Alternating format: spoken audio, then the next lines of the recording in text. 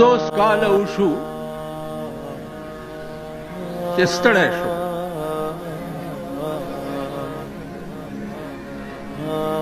دا الله عظیم فضل او مهربانی ده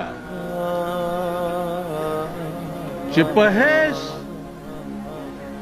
حق وینا میں صرفه نه ده کړې.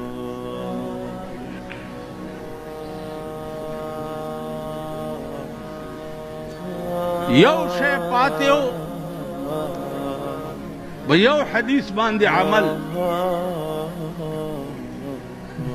چې هغه افضل الجهاد کلمت حق عند سلطان جائر. جابر بادشاہ ته یو حق خبره کول دا لوی جهاد دی. هغه حدیث باندې عملم الله د بوټو سے په وخت کې پورا کړی دی.